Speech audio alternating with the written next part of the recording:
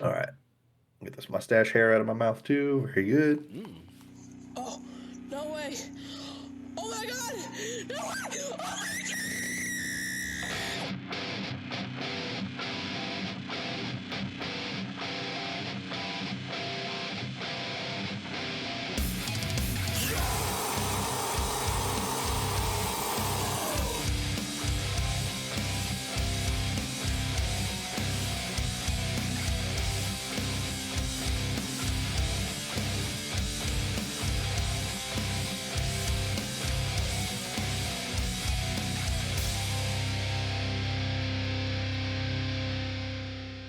All right. Welcome, everybody, to episode 134 of 1 million of the Serial Chillers podcast. As always, I like to ask at the beginning, how goes it?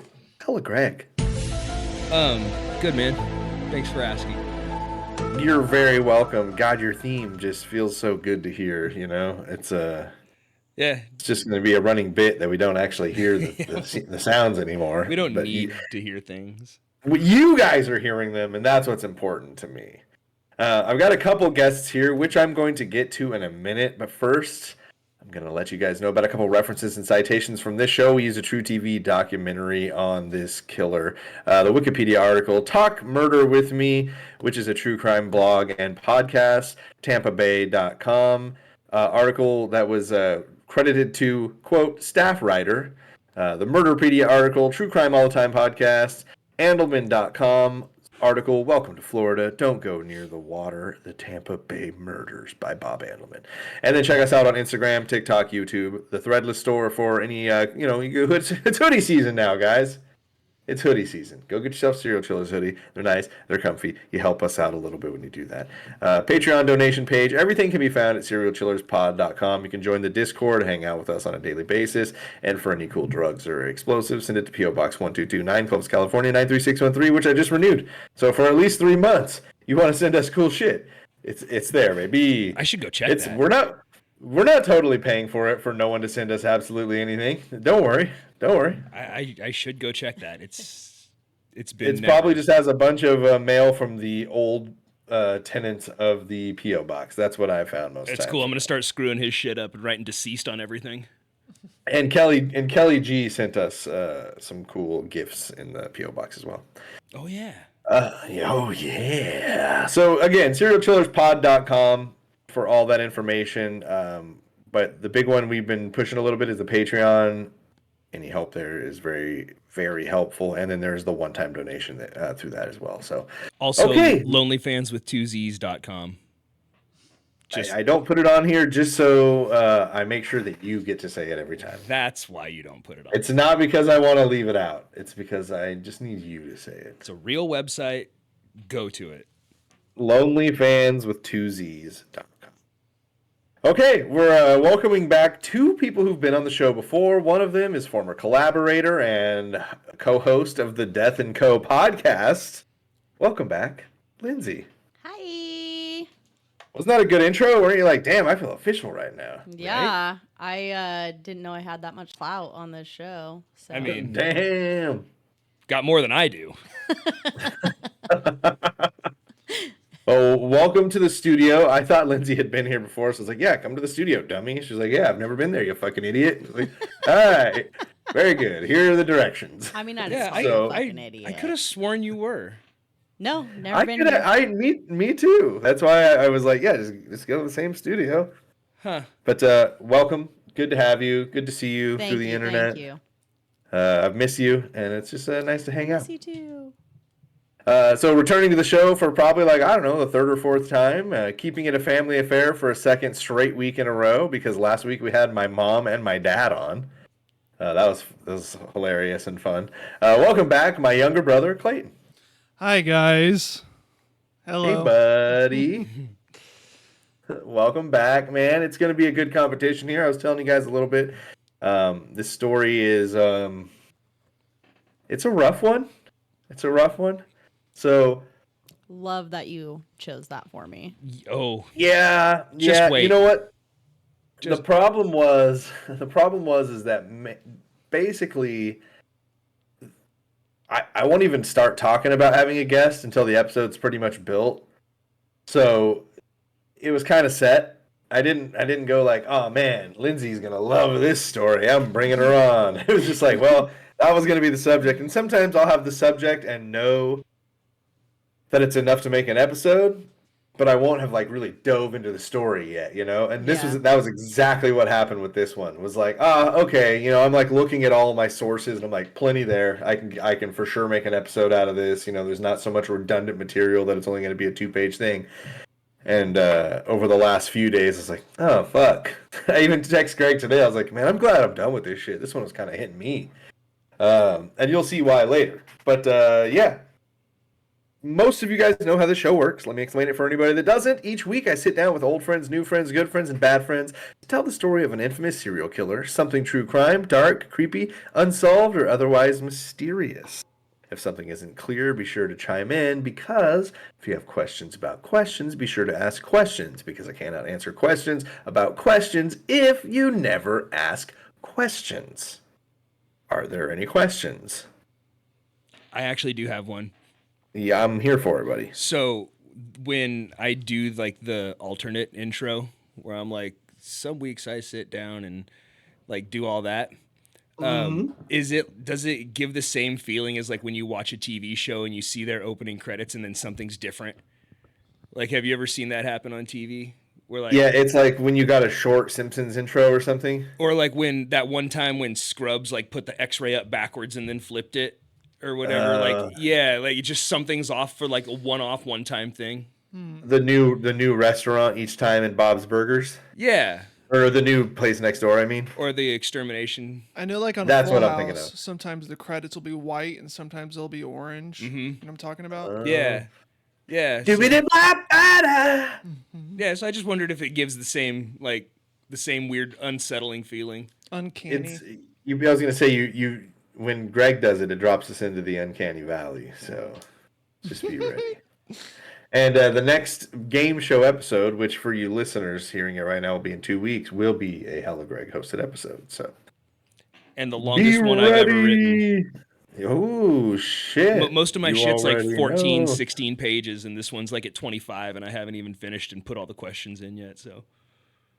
Wow. I think the longest I've brought this season has been 12, so I'm excited. Well, I've been going for a more streamlined. Like, I'm trying not to get too caught up in, I don't know, the sensationalism of things that I have in the past. I've been trying to be very concise with what we're bringing, and maybe even perhaps get to lose the saying we've been saying for so long. If you're using the show for research, don't. That's kind of the path I'm trying to take. I want to be a good, reliable source for y'all. I feel like we should leave that though, just like the same way South Park leaves. This show has celebrity all voices are celebrity voices. Yeah, impersonated poorly. Yes, of course. So again, if you're using the show for research, don't. But that doesn't mean that I don't want to be a little more concise, and I can't wait for your 25-page essay, Greg. All right, well, welcome, Lindsay. Welcome, Clayton. There were no questions. Welcome to, and let's play the Serial Chillers podcast. Today's episode, tell me, have you guys heard of the killer, Oba Chandler? No. Nope. All right. This is a huge. Neither had I. This is a huge difference. So, like a couple weeks ago, we had Dustin and Ashley in here, and they got Richard Kuklinski. And Ooh, that's fun. When Jesse asked them if they'd heard of Richard Kuklinski, they informed us that they in fact had, because the previous weekend they'd sat down and watched a documentary about him. So I was like, oh fuck, the serial killer that was killed 20 years ago. You guys have just watched a documentary about him. They're like, yeah, crazy, huh? I was like, yeah, fucking cool, man. Cool. And not only that, but I accidentally gave away the answers to one of the questions. So it was like they were already like on the inside track. And then I wish I had that kind of luck. Yeah. You just have episodes that go get deleted. Yeah. Sorry. Have that the was opposite of their luck. Eileen, and you were so excited about it being the Eileen Warnos episode too. I love Eileen. I mean, of all the killers we've ever covered, she's definitely the most like sympathetic character. I in liked my opinion. Monster. That was a good movie. Yeah. That was an incredible movie. Like Didn't she get an award for it? crazy good. Maybe if not, she was think so. definitely deserved Should've. one. You know, she didn't even speak English until she was like 18 or something. Really? She's from South Africa. I knew that. Yeah. Good for Eileen her. Warnos. All right, guys, get your cards ready because question number 1: in what year was Oba Chandler born? All right, Lindsay says 1968. Clayton says 1947.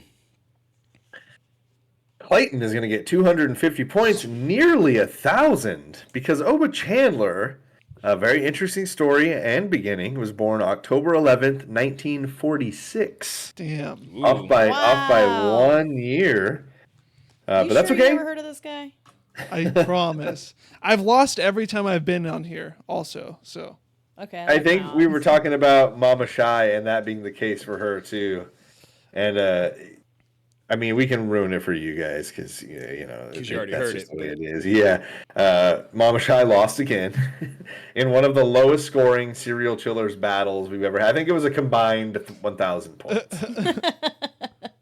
I think I mostly lose. I think I have like one. So I've we won got- at I least don't- I mean- once. We got a battle for I the don't- bottom here. Yeah.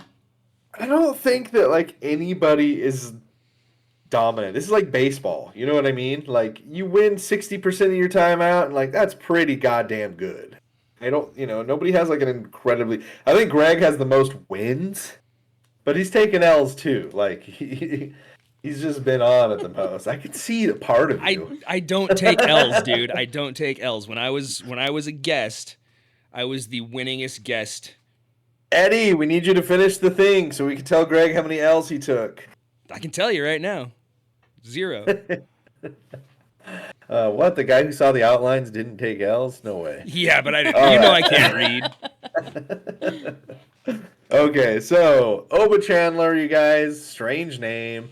As far as I know, Oba is the name. It's not like short for Is anything. it like OBBA? Like OBA. OBA. Yep.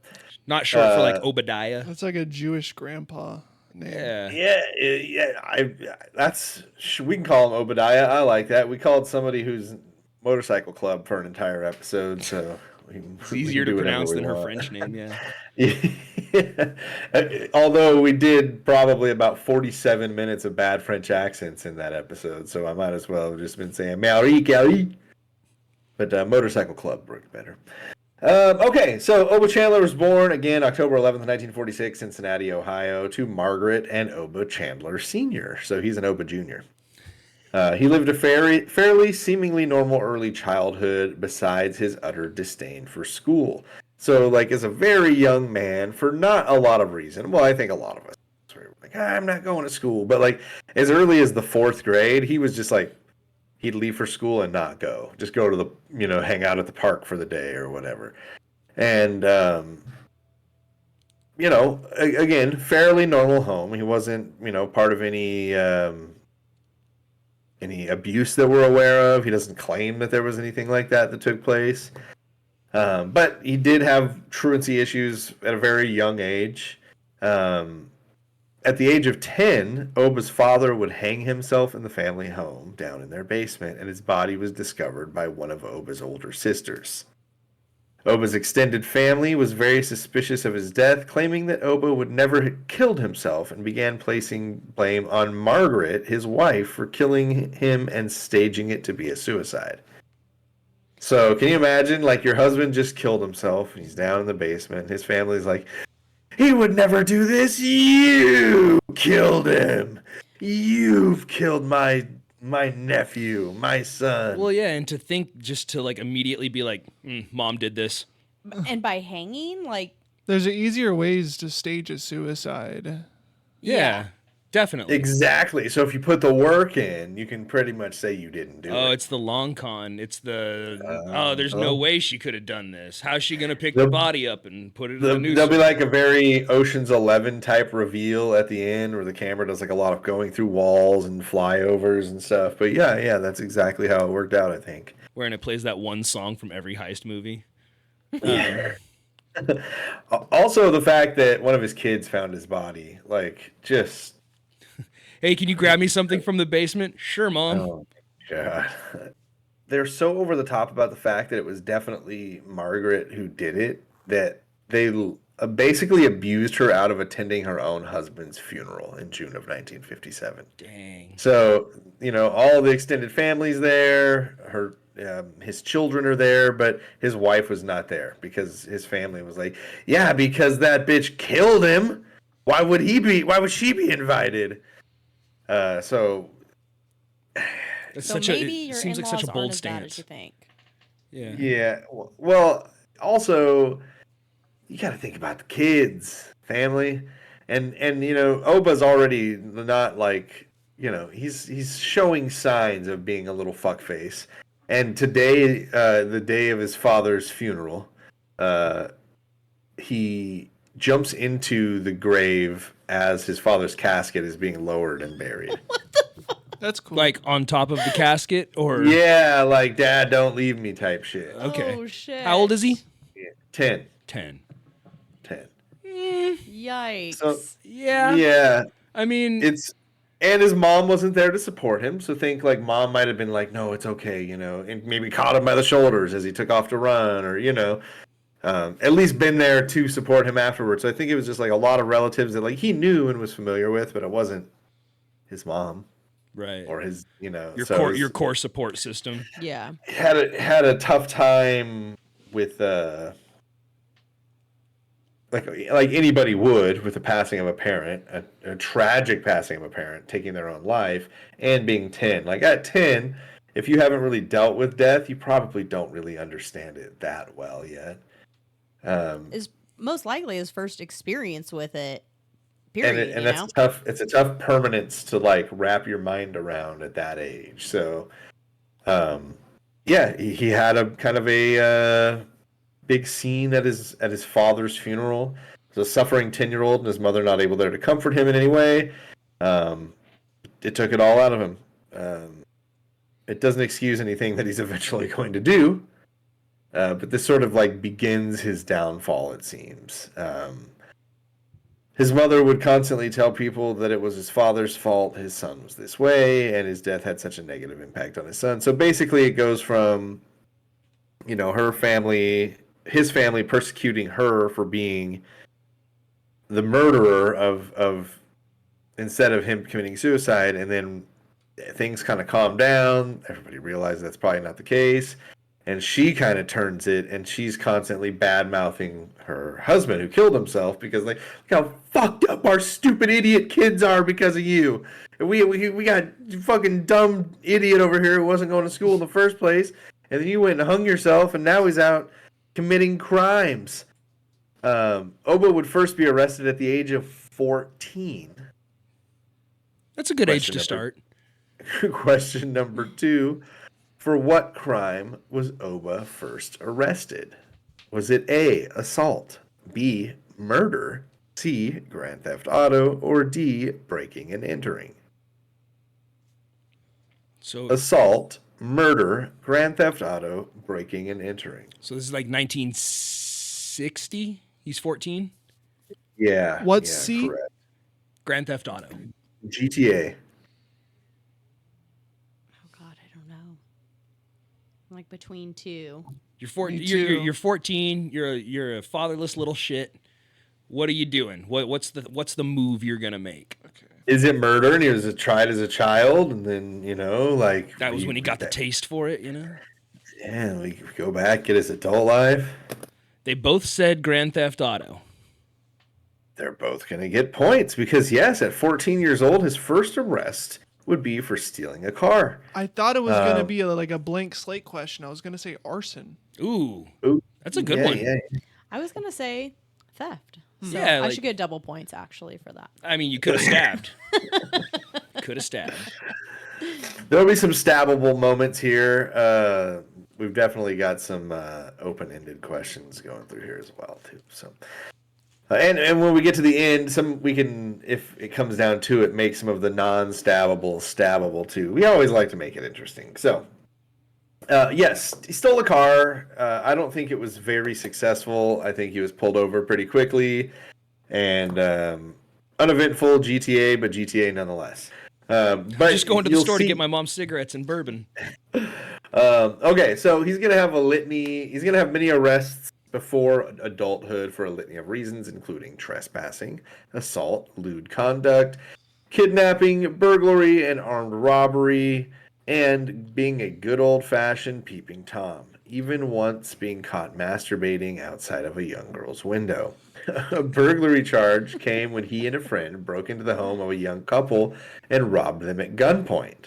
During this robbery, it is said that Oba tied up the husband and took the wife into the bedroom, undressed her from the waist down, and rubbed the barrel of his gun all around her body. It doesn't take like a psychologist to understand that Oba is getting sexual gratification from the crimes that he is currently committing. A lot of them are like very adjacent to sex crimes. You know, like touching himself outside of a window. Like a lot of this is just sort of hearsay, it seems, because this, I wasn't almost charged with a jumped lot to of his stuff, but- defense for the lewd conduct because you can get a lewd conduct for like giving somebody pressed hams. You know what I mean? You press your butt cheeks up against a window, like, and if somebody wants to press charges or whatever, like, Yeah, you but this could. is what, like the 60s? That's what I'm saying. Like, you could probably still catch a charge for I feel like you pressed gotta hams. be pretty lewd in the 60s to get I don't know, man. charge. People were a lot more uptight.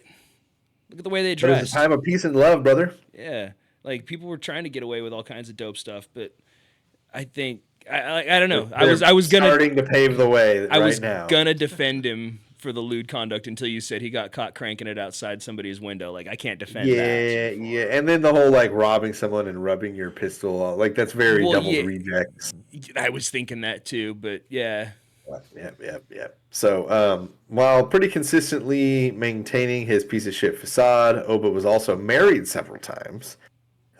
There's questions on how many are an exact amount because some of them were just serious relationships and perhaps not marriages. But we do know that he had at least 8 children.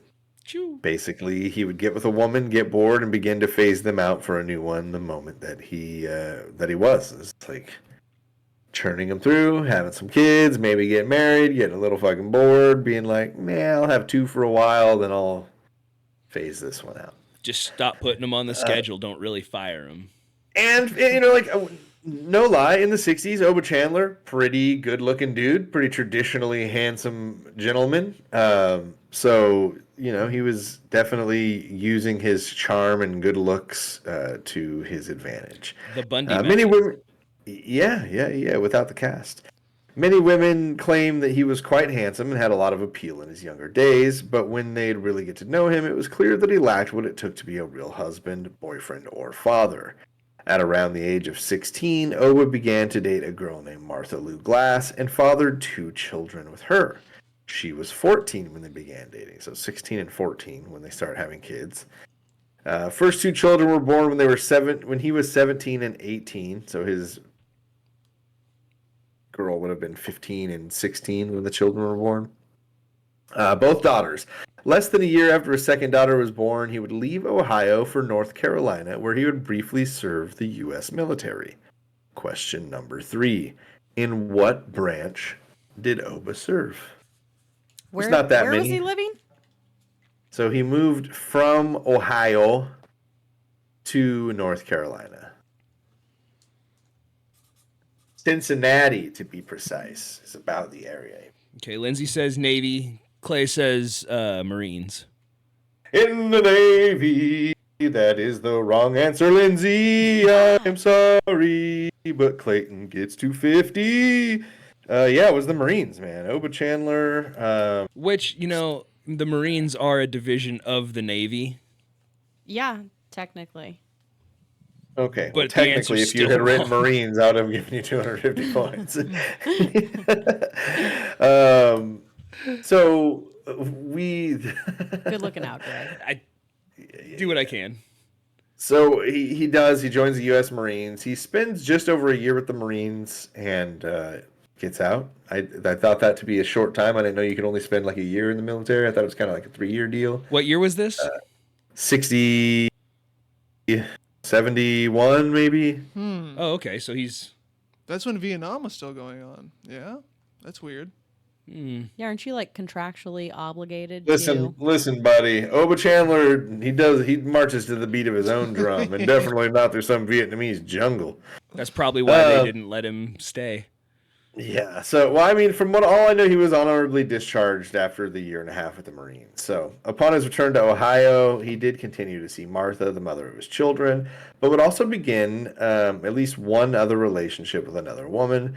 This woman would be the mother to his eldest son. He would eventually leave them all for a woman named Jennifer Jones, who was a Playboy bunny at the Cincinnati Playboy Club. Like, yeah, right. That's who you leave your family for, bro. Yeah. The fucking Playboy bunny. You don't just be leaving for just some regular ass chick. No. You get Jennifer Jones, the Cincinnati Playboy bunny. Because that's the long haul right there, my guy. He's really thinking with his little brain, not his big brain. Yeah. Eventually, they would break up What? due to him move. She didn't want to move with him out of Cincinnati because he was moving to good old St. Paul, Minnesota. Can't blame Why her. would you want to leave beautiful Cincinnati? Where they call listen, Cincinnati chili, you guys. It's just spaghetti. All right. Yeah. Everybody who's out there. You guys have it fucked up. Not the hate on the great people of Cincinnati, Ohio, guys. Your spaghetti's fine. It's delicious. It's just not chili. I was more just like making fun of the city than the chili, but So now we're we're out of the late 60s. We're into the early 70s. From here on out, we're basically in the dark about his romantic life and life in general, to be honest. For a show where we like to focus on aspects of like the killer's life and their childhood and their upbringing and sort of like what made them tick before they get to their real crazy acts, he's sort of just going to disappear off the timeline. We're going to move ahead to the late 1980s where he is engaged to a woman named Barbara Leiby, and they are going to be living in Tampa, Florida. Oba, being Oba though, is also seeing a younger woman who was, according to him, better because she did not ask prying questions to Oba about his life before meeting them. Yes, how dare your potential mate ask about your life prior to them? What a cloying question. How dare they be so... So where are you from? I think that's getting a bit personal, don't you? I believe I'm going to get a mistress now. Congratulations on your line of questioning. Talked yourself right out of a relationship. You fucked up. But I'm not going to tell you that it's over. I'm just going to go find someone else until this falls apart horribly. Isn't that like most men's MO? Yeah. Whoa, Lindsay. Whoa. Oba's like, what's this bitch's problem? She wants to know about my past marriages and children? What kind of shit is this? How dare you? The new woman, Deborah, didn't bother with all the questions. She'd also been married twice herself, didn't really care about spilling her own history, so it was basically like, hey, motherfucker, you did you, I did me, let's just start over right here, right now. And he was kind of down for that. She was also aware that Oba had been arrested at some point on drugs, which is like a major red flag for her, but he promised her, that shit is over, don't worry about that, it's in the past, baby. And we all know fucking men, they're definitely lying, so... Right? I mean, right, you said it, not me. Let me ask you this, Jesse. Have you ever lied about drugs? Yeah. Okay, me too. Yeah. So just Yes, putting that out there before we start, just I've reminding said you we're in things a like- glass house before we start throwing stones. I said things like, "No, Mom, I'm not high." Yeah. Is that a lie about drugs, technically? Or I will say that is. I've also said things like, yeah, I could pass a drug test. if I bring my friend's piss in. So again, Deborah kind of wants to keep her old life out of the limelight, so she's cool with the fact that Oba wants to do the same. And they'll just keep their pasts to themselves. She believed that there was an understanding between the two of them, and she was accepting of the fact that he agreed that there was, drugs were out of his life. And I'll be honest, I got nothing moving forward that says he got back into drugs in any way. So he did keep that promise. No one said So- he was a liar. Yeah. Yet. In May of 1989, Oba would be married to Deborah Whiteman. 11 months later, their daughter Whitney was born. I believe that's either Oba's fourth or fifth by now. Oba seems as if he's going to stick to it this time, and he's promised that he'd behave and plans on continuing to do that. Okay, so he started his own aluminum siding business. So he's like, As you do. I mean, listen, everybody's got to find something to do. And Imagine being the guy who gave him the small business loan. He's like, damn it. Yeah, like If you started a business in the 80s, though, you probably have like a fucking empire by now. unless you go around killing people. Yeah. Proof, and not doing it well. Yeah, I was gonna say if you're good at it, maybe. Yeah, and before we even get there, I'll tell you guys, there's some details about some of the murders that I just decided not to bring with me because it's already brutal enough. If you guys are into the brutal details, you can go look those up yourself. I've decided that as a whole, that's not something that I'll be doing here anymore.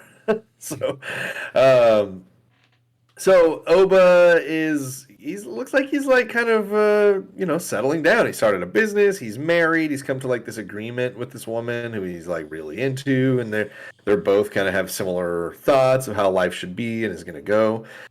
And his business is doing well, and he would go out and buy himself a 21-foot Bayliner boat. Hell yeah, dude. Once he got the boat, and that sounds big, but a 21-foot boat is like basically like the fairly standard sized boat you see out on the lake. Like you go to Millerton this last summer, most of the boats you saw are between like 18 and 24 feet. Except for some of like the big wake boats. But like still, it's a good boat, and for him it was perfect. He sort of got really into just going out on the water, spending a bunch of time out there alone with some friends. It didn't really matter. I think after a while he also realized what Dennis Reynolds did about his boat, and that he can get away with some pretty heinous shit just like because the implications. Yeah. So at some point Oba met two young women from Canada who were tourists in the Tampa area, and he invited them out on his boat. Question number 4. Where did Oba Chandler meet these two women? Was it A, a 7-Eleven? Big gulps, huh? B, a Walmart? C, a local seafood spot? Or D, a local dive bar? 7-Eleven, Walmart, a local seafood spot, or a local dive bar? I'm trying to put my mind into like. Yeah, you're a tourist from Canada. Tourist from you're Canada. In Tampa? Tampa, Florida. You're in Tampa, Florida. Where you meet somebody who says, "Hey, I've got a 21-foot boat I'm going to take you out on." 7-Eleven, Walmart, local seafood spot, local dive bar. You're just like, a boat, eh? Lindsay says bar. Clay says 7-Eleven. Clayton just sweeping it out right now. Yeah. I think Clayton's got as many points as the competitors combined last week so far. I was gonna say 7-Eleven, but I was like, I feel like Canadians are too classy for that. It seemed like something that like even though Canada's basically another state, like it'd be like something that a foreigner would seek out, you know? Yeah. Oh shit! I want to see what a U.S. 7-Eleven is like. Yeah. I mean, I kind of get that because it's familiar. Well, it's familiar, but like stuff's probably just a little bit different. It's like going to a Tim Hortons if you're in Canada. Yeah. Versus like a Dunkin' Donuts. Mm-hmm. So 7-Eleven, yes, perhaps it was a Canadian thing they were seeking out. Perhaps they were just like, man, I am thirsty and need a Gatorade, and that was the closest thing nearby to get. But either way, yeah. Or what was the other one? Orbeez? Or the Orbits. The one with the floating chunks of with tapioca. So gross. And I'm someone who doesn't mind tapioca. I don't want to drink a beverage that has. So you don't drink boba tea? No, that's different. It's at the bottom. I know where it's coming from. I can control the tea to boba ratio that I get by raising the straw. Orbits was just kind of free for all. You're gonna have some shit flying down your throat. You didn't really know when it was gonna happen. Plus, it was more viscous. Like tea is still quite liquid when you drink a boba. Orbits was a viscous mess. You sound like you know what you're talking about there, Jesse. Man knows his 90s sodas. Yeah, well, I just remember like being a kid and wanting to like it so much. It was like that thing where every time I went to the store, I got one and was in the car all. Just I thick just as want to syrup. like it. I just want to like it. Anyway, Oba meets two women named Judy and Barbara. They were from Canada. They met him at a 7-Eleven, and only Judy accepted the ride on his boat the following morning. So meets him at night. Barbara's like, yeah, fuck that. And Judy's like, I don't know, sounds kind of nice. I'll leave my friend behind and go alone with this stranger on a boat tomorrow morning. So Canadians are she so meets him. trusting. She meets him out at the boat launching area, and it was an uneventful ride in the morning. Opa was very kind and invited Judy back for a sunset ride and told her that she should definitely bring Barbara this time. So basically, I think in his mind, he's like, all right, everything is good, no implications needed. I'm going to tell her to bring back the second one tonight, and then, I'll do what I need to do. Well, and I feel like if he just kills the one alone, he knows her friend is going to be looking for her. There's suspicions. There's witnesses. Yeah. And as we learned And last there's week, which you guys didn't learn. implications. You guys didn't learn this last week, but we learned it last week. No witnesses. No, never. That's how you get caught. Yeah. So, take 'em both. In Judy's mind, she just had a good ride. It was a fun thing for her. He's a pretty decent dude, it seems. So she was definitely down again. Barbara was still like, no, fuck that. And so Judy was like, all right, well, I'm just going to go do it again because sunrise was nice, but I think sunset will be even better. Judy would go out alone one more time with Oba Chandler, and she would ultimately regret that decision. As their night went on, Oba began to get increasingly handsy and aggressive, eventually kissing and hugging all over Judy before outright telling her that he'd really like to have sex with her. Judy was obviously freaked out by the situation and told him that she was not interested, and Chandler asked her, is sex worth losing your life over? Judy would continue to beg for him to please just take her home, saying that she was a virgin, and this seemed to only get Oba more excited. He got aggressive, pinned her to the floor of his boat, and raped her. After he finished the act, he got up without speaking and gave her a thermos of water and made her clean herself off. And then he began to take the boat back to land. After they began to head back, Judy described his behavior as manic and said that he began talking to her quickly and nervously, but it was just small talk and had nothing to do with what had just happened. So he was just like, oh man, and then sunsets here in Florida, they're just, real great. You a Lightning fan or? Yeah. So, question number 5. Judy claimed that Oba did this several times on the way back to shore. Was it A, apologize, B, told her she should come back again, C, tell her not to tell anyone, or D, threw up over the side of the boat? You said he did it several times? Yes. Did he apologize, tell her she should come back again, tell her not to tell anyone, or threw up over the side of the boat?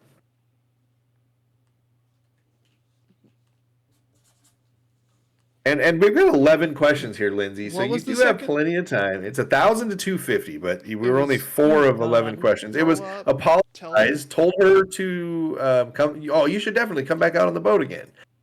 Told her not to tell anyone, or threw up over the side of a boat. The boat. All right. Clay says, ask her to come back. Lindsay said, ask her to come back. 0 points for both of you.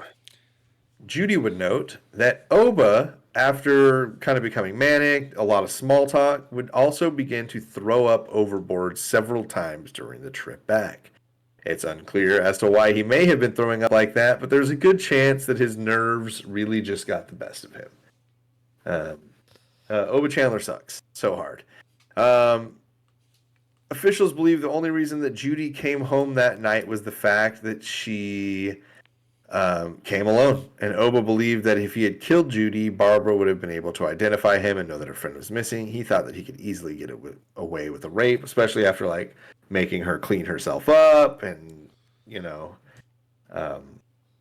thought he was good. He could beat that rap, but he couldn't kill her with Barbara knowing that she was gone. So the following morning, Judy would report the rape to police, but no forensic evidence was able to be taken from her. Police took her report in full detail and got a good description of the attacker because, of course, he never gave Judy and Barbara his real name, so they have no idea who this fuckface actually is. Oba would try this same ruse again with a mother vacationing with her 2 daughters, and this is kind of when you hear the Oba Chandler story, the story that they focus on. Not so much Oba Chandler's life, but the story surrounding this woman and her 2 daughters. And you can see why this might have gotten to me while I was doing it. It's very like, I obviously have a wife and 2 daughters. Say you know a woman with 2 daughters. Yeah. It's sort of something that sometimes just gets a little too close to home. So, this woman and her 2 daughters were Joanne, Michelle, and Christy Rogers. They were from a farm family in rural Ohio in Van Wert County. And the town they are from is the classic small town America, containing a church, a post office, and a few antique stores. Basically, like small town living, you're either a farmer or you run one of the stores, and that's what it is. Hal and Joe Rogers are the mom, or Joanne or Joe. I think I refer to her as both throughout. And the 2 daughters are Michelle and Christy. At the time of the crime, Hal and Joanne were 36. And their daughters were 17 and 14. Hal and Joe were high school sweethearts and married very quickly after due to Joe getting pregnant and they're not wanting to have a child out of wedlock. So, they're also very traditional in their ways. And that was the way to hide it back then. It's like, oh, shit, hopefully nobody does the math. And so Joe was very outgoing, very boisterous. Hal was like hardworking and shy. They were kind of the classic opposites attract, and it wasn't in the toxic way. They like actually complimented each other very well, so that was kind of nice for them. The farm work was not easy or glamorous. Hal says that many days he worked as many as 19 hours on the farm. And while Joe didn't work the farm as much, she held a job in the evenings at a warehouse in which she drove a forklift and worked on an assembly line. So she does part-time work on the farm, works in the evenings, driving a forklift, working on an assembly line. The 2 did all they could to separate themselves and their children from the farm whenever they could, to lead a normal, fun life whenever possible, but oftentimes not possible at all. The farm was partially owned by Hal's brother John, who lived in a trailer on the farm's property. John Rogers was apparently a little bit of a weirdo who was kind of known in town. Every town has this. I feel like no matter how big or small, we were from was small, got kind of big while we grew up there town. But every town kind of has this person, they walk around, they've got a story. Question number 6. What was the main reason people thought that John was weird? Is it A, he would dress in drag, but act no differently at all? B, he would dress in army fatigues and said that he goes on secret missions with the CIA? C, he walked around bumping a boombox of country music? Or D, he was friends with maybe like a little too many children? So dress and drag, but just act like nothing was different. Who is this? The Dress in- husband? This is the brother living the brother of the husband. Yeah, the brother who owns part of the farm. Dress and drag, act no differently, wear army fatigues, and say he was part of the CIA, walk around bumping a boombox of country music, or friends with far too many children. Lindsay says D. Clayton says A. Clayton says dress and drag, but act no differently. Lindsay says friends with too many children. Too many children. No points for either of you. Ooh. John Rogers was known for walking around town in army fatigues, saying that he had been on many secret missions with the CIA. Yeah, but I do that too. I knew Greg would love this answer. Like walking around in army fatigues, saying you do secret missions with the CIA. Still think that's people thought cool. it was weird. Thought John Rogers was weird for a CIA mission bullshit. And they thought he was pretty harmless otherwise. Like, he's just like the weird guy. He's like, yeah, man, I go on, and they're like, oh, he's not all there. But, he seems fine. One night, John's ex-girlfriend of a recent breakup was still staying with him. So she was staying in the trailer on the Rogers property. And she came home to the trailer and was attacked by a man with a mask on, whoever could it be. inside the trailer that she shared with John Rogers, who she had just broken up with, was attacked And by where a was John during all this?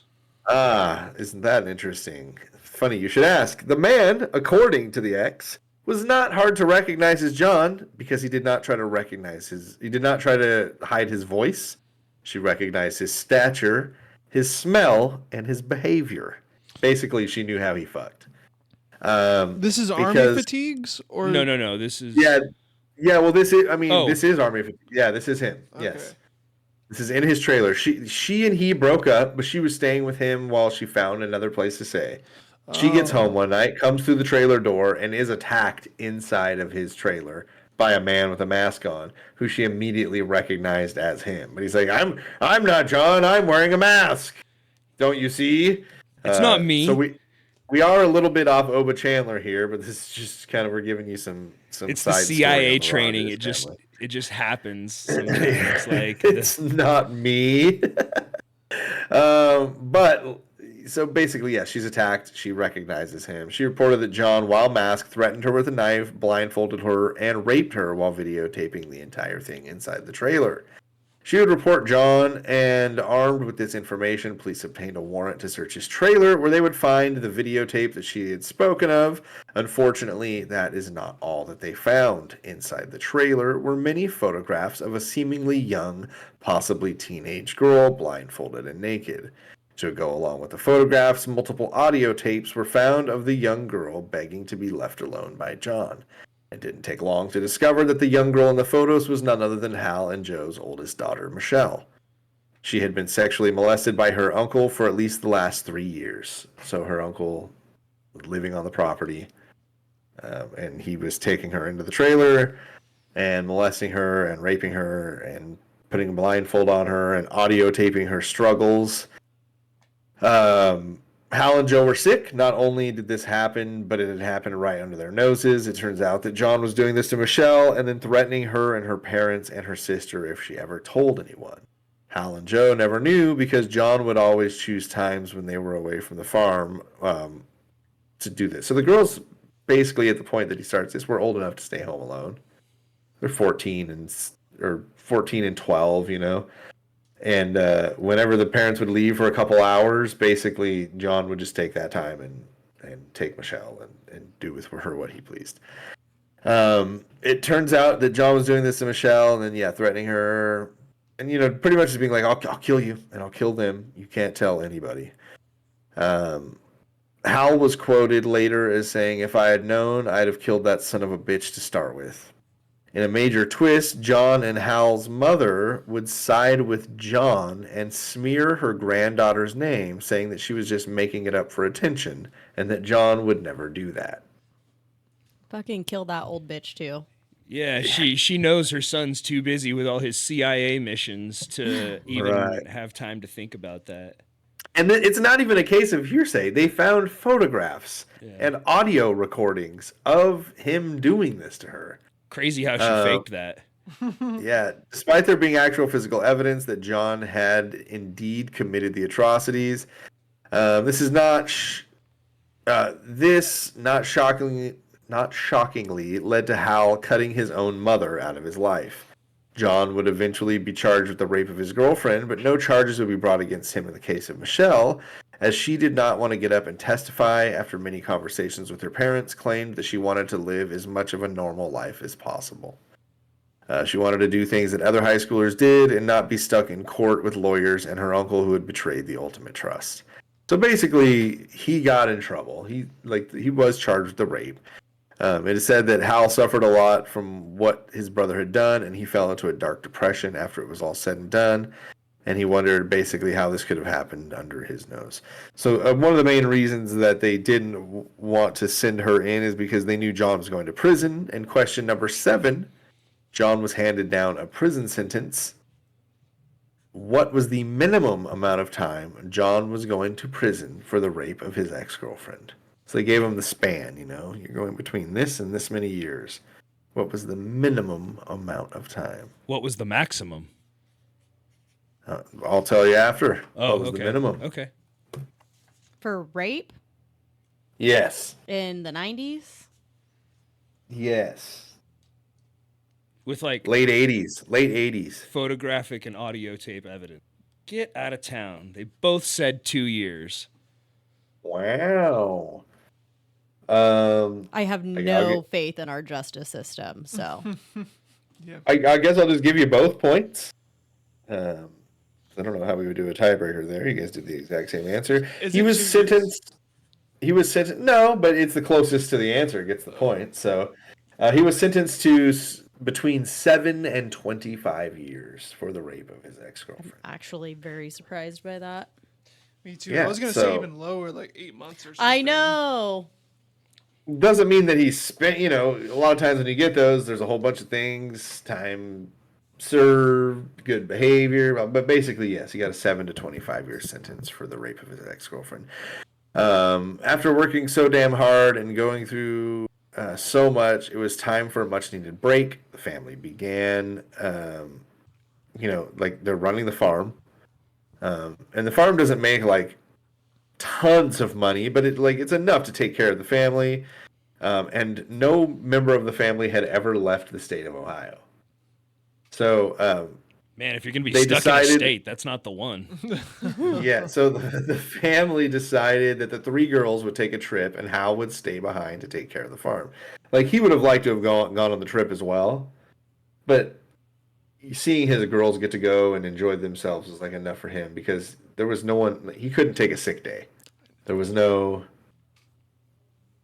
What's up, Clay? Nothing. Oh, okay. Did you want to share that with the entire class? He couldn't take a sick day. So basically, yeah, the girls said we're gonna go on a vacation, and he's gonna hang behind. Joe basically let Christy and Michelle plan the trip. They were going to drive down to Florida where they would spend a week sightseeing. They had planned to see Disney, SeaWorld, the Jacksonville Zoo, and many other tourist attractions, do a couple theme parks, things like that. From all reports, Joe would have likely preferred a trip where she just relaxed for a week and hung out on the beach, but wanted her girls to have a good time too. They would leave for their trip May 26, 1989, and the three women left for Florida in the family car. I refer to them as the three women a lot, but they were 15, 17, and a mother. Mainly because I don't want to call them the girls because they're not all girls. I call them the family. So just hang with me. They were technically neither daughter was of adult age during this trip. So they would leave again May 26, 1989. They would load up the family car, which was question number 8. What type of family car did they drive? Was it A, a Chevy Silverado, classic farm pickup truck, B, a Ford Taurus, C, a Buick Calais, or D, an Oldsmobile Alero? Silverado, Taurus, Calais, or Alero? Lindsay says Oldsmobile. Clayton says D. I forgot what that I was. think that's Also the Oldsmobile. Also the Oldsmobile. Okay. Y'all get out of each other's minds Yeah. because you keep getting them wrong. Oh. The family drove a Buick Calais. Quick question. How many Calais. questions are left? I believe that is the... That was number 8. Yeah. We just had an Oldsmobile when we were kids, so I think that's why it's Oh, really? in my mind. Yeah, Oldsmobiles? Uh, are with cool. the ashtray, built in. And Did it have the digital Okay. speedometer? I have no idea. Oh, my grandma had Danny one. drove an Oldsmobile when we first started dating, but it was like the two-door, the Alero. It was an Alero. Yeah, that red one. Yeah. There are 3 questions left. Clayton is up 1250 to 500. Let me take a look here. I don't think I'm coming back from this one. Well, You there get your is first a... win tonight, Clay. maybe. We'll see. 28-3, remember? Yeah.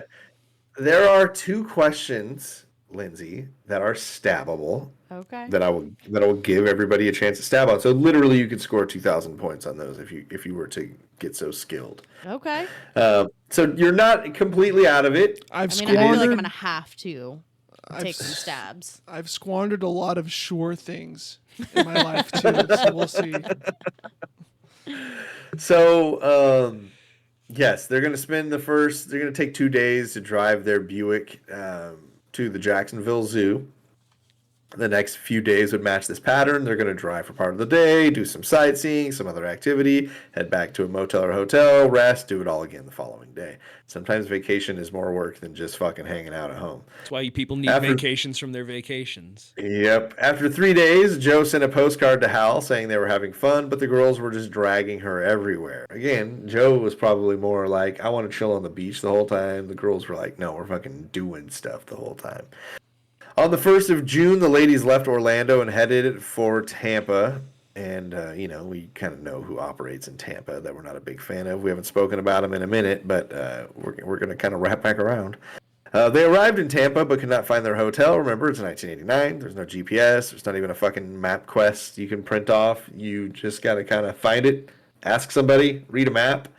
And that's what they do. They stop. They get like this brochure with a map of Tampa on it. And she's sitting in the car studying the map when a man approaches her and sees their Ohio plates and offers to stop and help them. He's like, hey, I'm from Cincinnati. I see you're looking around, trying to find something. You need any help? And that man was Oba Chandler.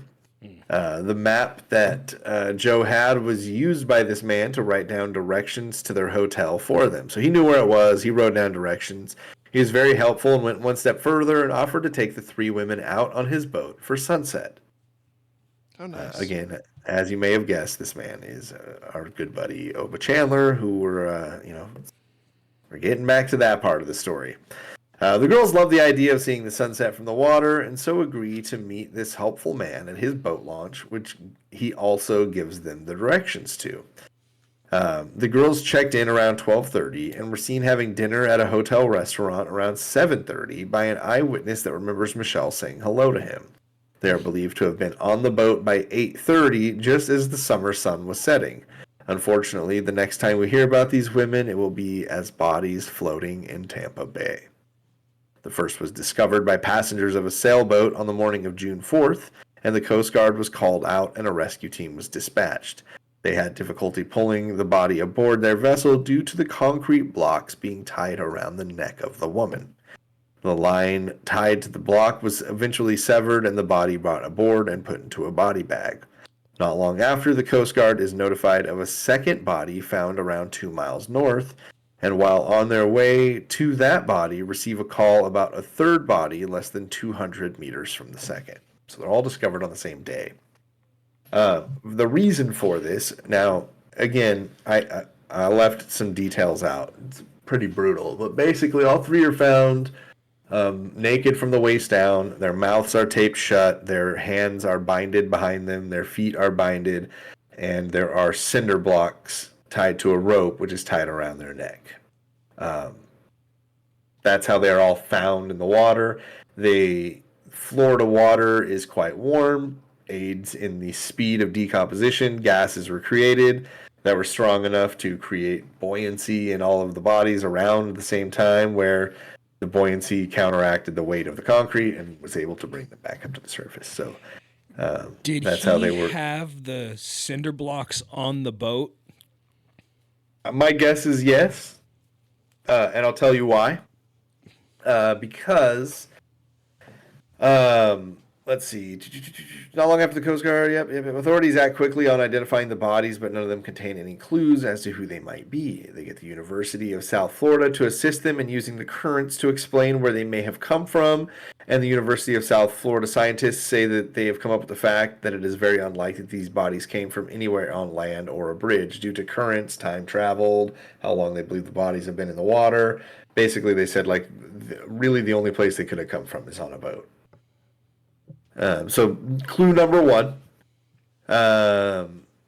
a maid back at their hotel realizes that their room that she's been cleaning every day does not seem to have been used at all. So their bodies were found 3 or 4 days after they went on the boat, and then another 3 or 4 days after that. So this maid is basically for 5 or 6 days cleaning this room and coming back the next day and being like, what the fuck? Their suitcases are in the same place. The bed hasn't been used. The towels aren't used. So she tells her manager, and her manager remembers the 3 women who had checked into the room, and also remembers that 3 unidentified women had been found in the bay just a few days ago. The authorities are contacted by the hotel manager, and the room was checked out by them, and the police said that it had clearly not been stayed in. The police would take a few items from the hotel room. One of those would be a roll of film, which they develop and see photos of Michelle, Christy, and Joe. They reach out to Hal Rogers, who was asked for dental records, and it confirmed the sad truth that his wife and 2 daughters had been murdered in Florida while on vacation. Man, what a fucked up phone call to get. That's what I was. I thinking, know. too. And the thing is that they hadn't checked in a while, so Hal's actually He's probably initially tripping.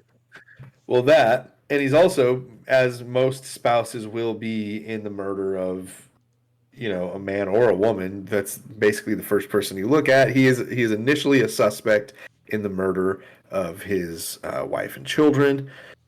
One reason his detective said he was like, he didn't act the way they believe someone should act, but that was everybody who knows Hal Rogers basically said, like, the dude showed no sign of outward emotion at any time. He was very within himself, and that was how he handled and took things. So, police were very suspicious of that. But basically, Hal was able to give an alibi by the amount of times he eats breakfast at a small cafe in his town. They had eyewitness reports and receipts basically showing that there's no way that he could have been to Florida and back in time to murder his family and then come and have breakfast. Another thing was that before he had been notified about the dental records, $7,000 had been taken out of he and Joe's checking account. Police noticed that, and they asked him about it. So, I mean, that looks a little suspicious as well. Who did he pay? Maybe. But upon being asked about the $7,000, Hal said that he had taken it out to start looking for his family who had stopped contacting him. Because basically the day they called him and asked for dental records was the day that he was like getting ready to pack up the car and head to Florida and start looking for his family. And he had taken $7,000 in cash out, basically opened his glove compartment. It was like, dude, it's right fucking here. Like, I didn't pay anybody to do anything crazy. I was about to head to Florida and find my goddamn family. So basically, he was able to produce every dollar that he had pulled out and showed police that the money had not been spent. Things to note about the Rogers women were they were pulled from the water. The bodies were all undressed from the waist down, indicating likely sexual assault, but the warm Florida waters had increased the speed of decomposition and destroyed any sort of forensic evidence that may have been found otherwise. Water was found in all of their lungs, indicating that all 3 had entered the water bound and weighted, but still alive. That's why I believe, Greg, that the cinder blocks would have been on the boat, because all of the women were thrown into the water that way, still alive. So that's kind of one of Oba Chandler's things that you'll see in a lot of things about him, is that, like, he taped their mouth, he tied them all up, but he never blindfolded them because he wanted them to see what was happening to each other. Like, he got off on that. It was one of the thoughts. They're like, why cover up everything else besides, them being able to see if you weren't like, yeah, fuck yeah. It's crazy to me that, like, just one guy took out, I understand it was like 2 teenagers and a mom, but that this one guy was able to take out 3 women. Well, I mean, I don't know how it happened, but think about how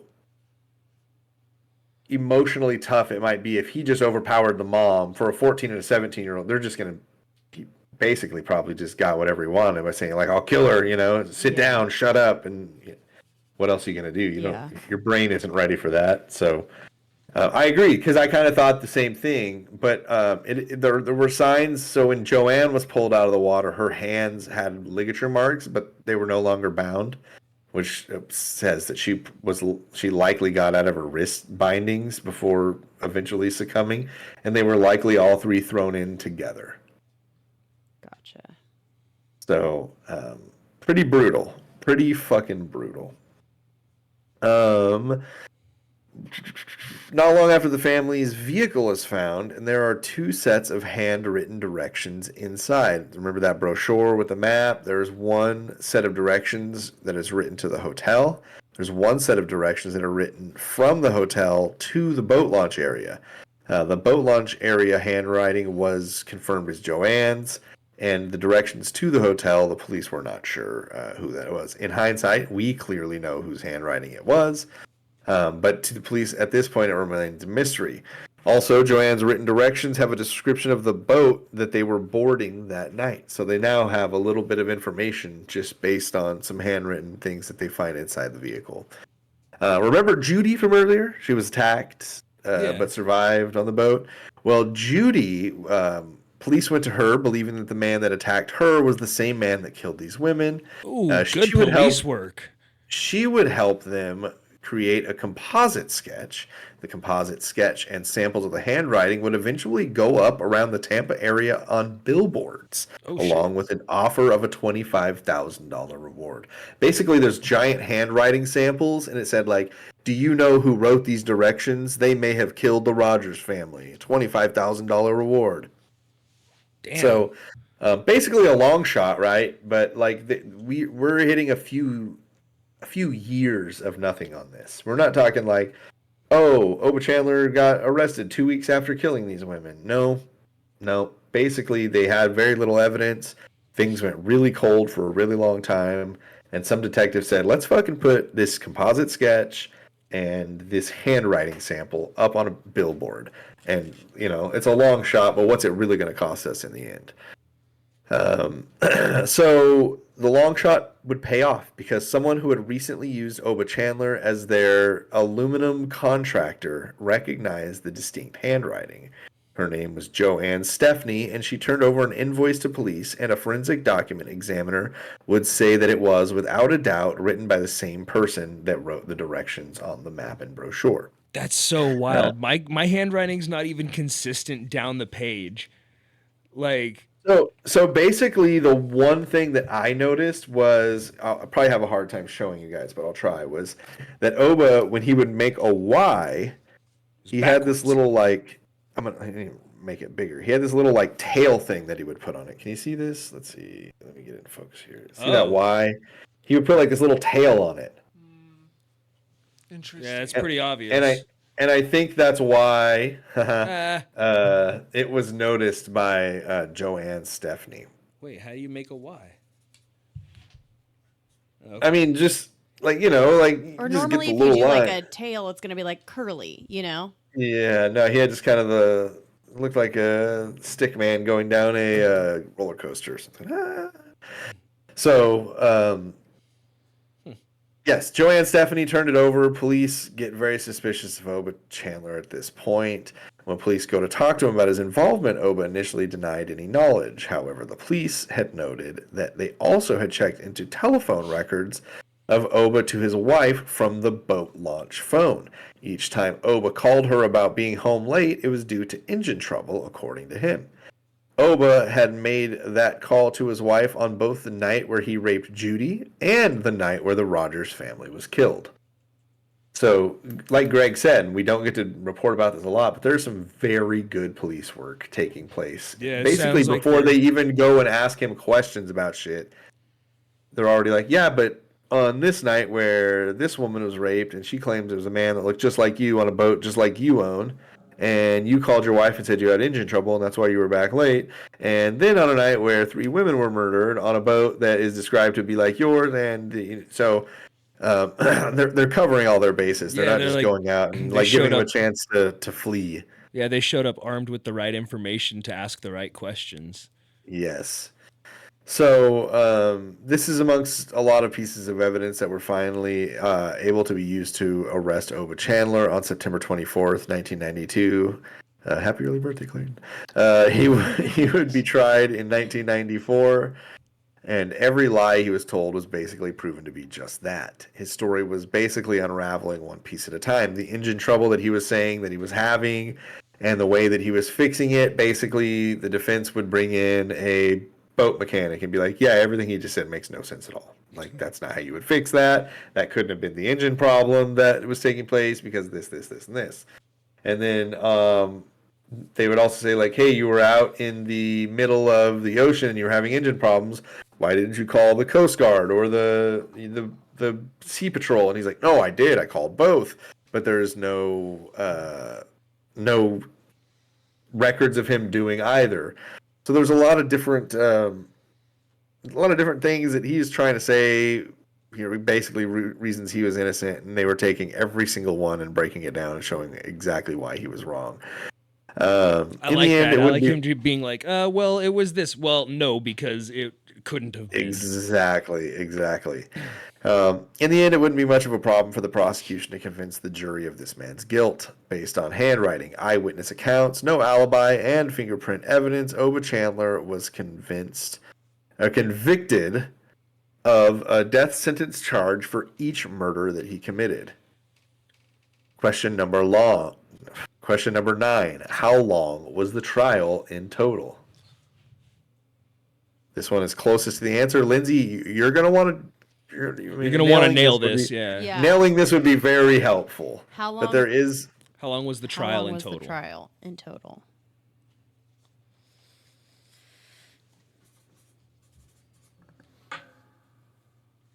Lindsay says 8 months. Clay says 3 months. Going to give Clayton 250 points and likely the victory because September 29th is when he would be found officially guilty of first-degree murder 3 times, and this would 5 be on days? the 11th day of the trial. Oh shit. He was arrested on September 24th, 2 years prior to that. But yeah, he was tried. A trial that started on September 19th. He was convicted on September 29th, 11 days later. Okay. Yeah. A lot of open and shut stuff for him. You know what I'm saying? Everything he was putting out there, they were saying, nah, I don't think so. Nah, I don't think so. No, definitely not. Definitely not. So, one juror would say afterwards in an interview that, quote, he scared some of the jurors when he would just sit there and stare at you and have a stupid grin on his face. He would just make your skin crawl. So, like, clearly not a fun trial to be in, especially when the convicted killer is just sitting there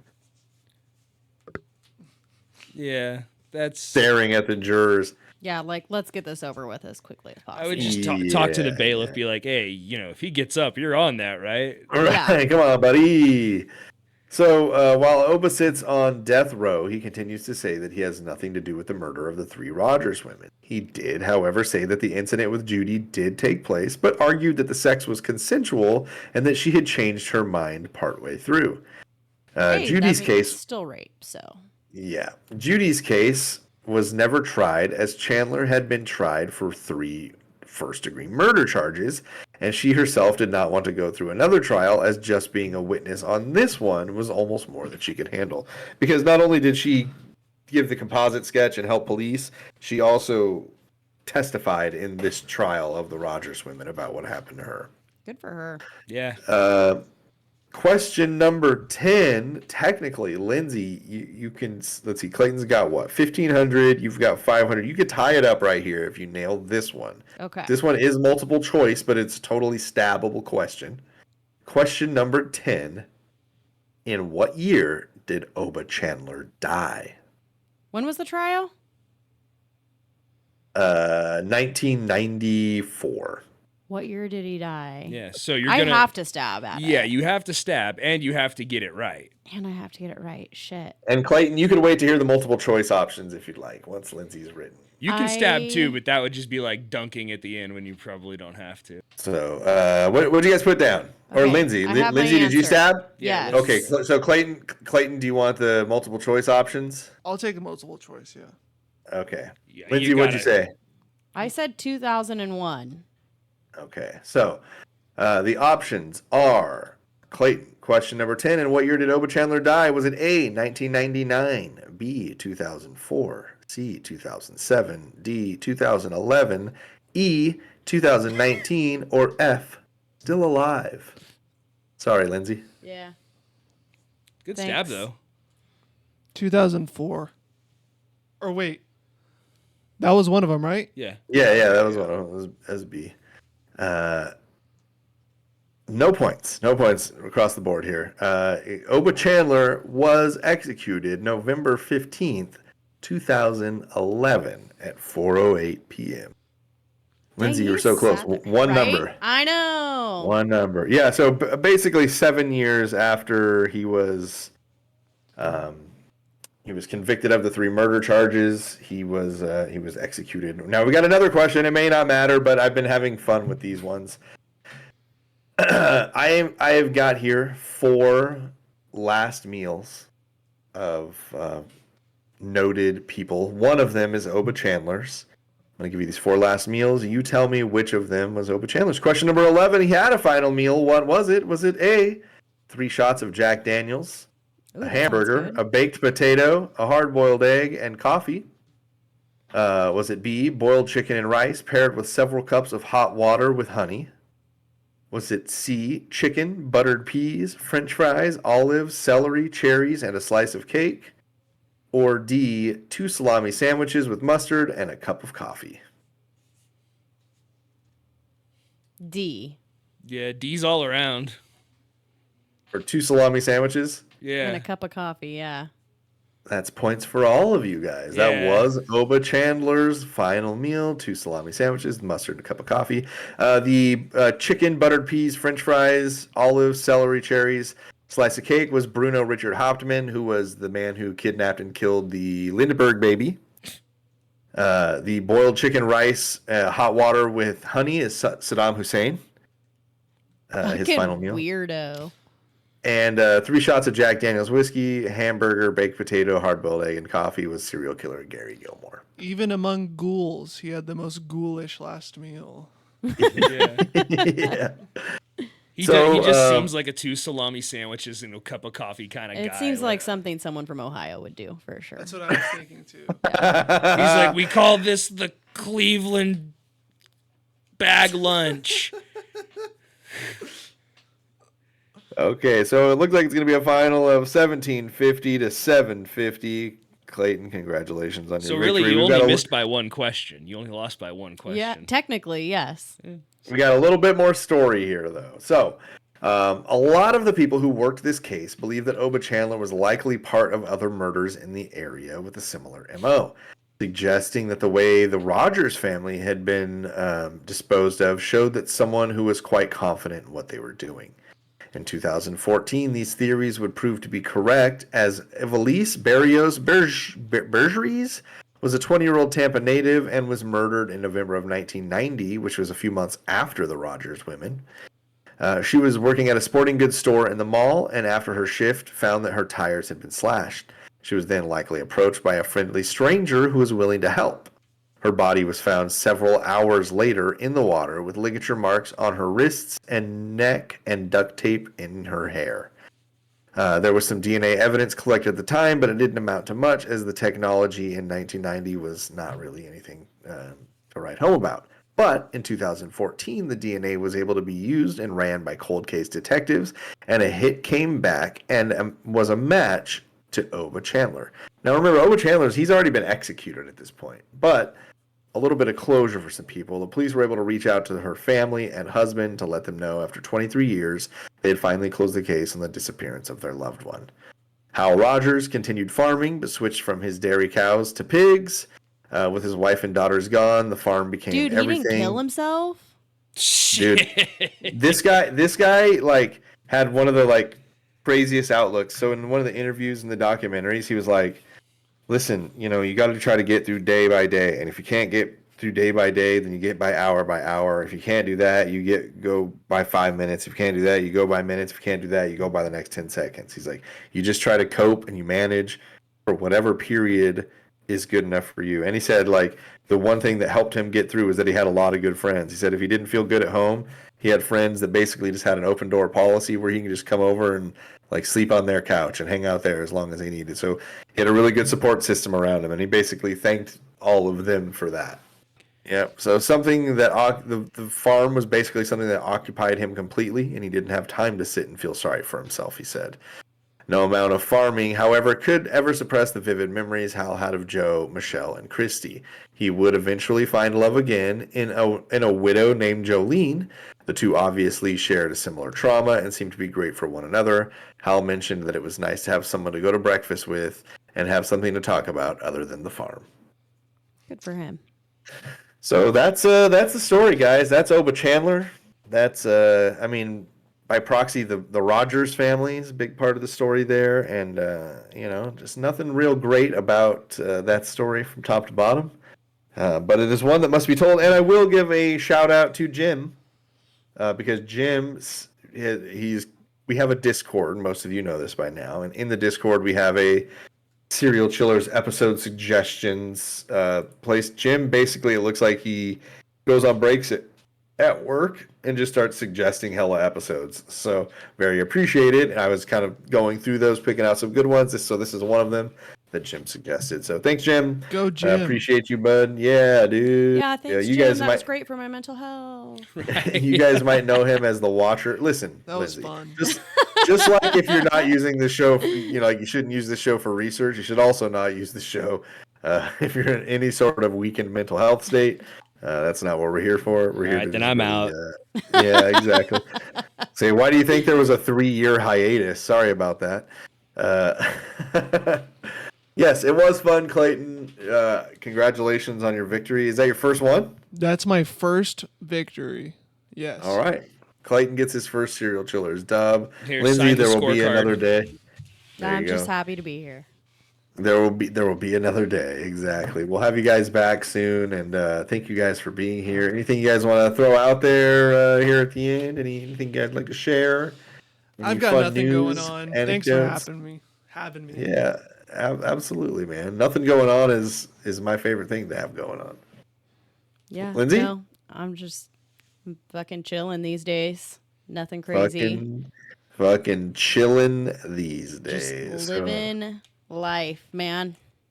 Just fucking. What's going to be coming out of your garden this fall, Lindsay? I don't know. I think I'm gonna be planting some cauliflower. I really want to do Gross. blueberries. Oh, I love cauliflower. So good. Yeah, I'll be working on that this weekend and Okay. just trying to dominate fantasy football. It's my goal this year. Fantasy football and delicious blueberries. Those are Yep. two things I can get behind. Hello, Greg. What do you got for the end here, buddy? Anything fun? Lonelyfanswith2z's.com. Which leads me to tell you guys about serialchillerspod.com. It is a great way to find we even have like the story of how the show was created on there. So if you guys are interested about anything Serial Chillers, you can go there. It's got links to everything we do. You can give at the Patreon page as little as $1 a month. Every single Patreon tier comes with some type of reward. I'm retooling them right now, so they will be changing. Everybody who gave at a level will get what you expected at that level, and some things will just be changing beyond that after. But things are getting retooled to be a little more fun. So if you guys want to help out the show at all, help us cover some of the costs of doing this from across the country and just all the little things that go into it, we appreciate it. It's never expected, but always appreciated. You do that on the Patreon. And again, if you don't want to do the monthly thing, we have a one-time donation place on the serialchillerspod.com where you can do that too. So if you want to give any help there, again, not expected, always appreciated. Also appreciated these two guests we had here tonight. Thank you, Lindsay. Thank you, Clayton. Thank you, Hello Greg, of course. Lonelyfanswith2z's.com. Anybody, any last minute things you want to throw out there? I'll be subbing to the Lonely Fans. There you go. It's more of an unsub thing. Like it's Yeah. it's like a ransom. Okay. I'll let Greg explain it to you Yeah. off there I because might have we've to all look into we've heard the this. spiel. Oh, you don't know, Lindsay? I feel like I've heard it before. So All right, Greg, go ahead. It's like Go a ahead. reverse OnlyFans. Like you go to this website. Oh, we've definitely talked about this. yeah. Yes. Then okay. you're just gonna get sent nudes of me until you Yeah. pay me to stop. That's cool. It's lonelyfanswith2z's.com. It is a real website. Go check it out, everybody. Enter at your with own that, risk. yeah. With that, for Clayton, for Lindsay, for Hello Greg, I'm Cromulent Jesse, and remember, don't talk to strangers. Okay, bye. Yeah. Good shit, guys. I really do Sorry. start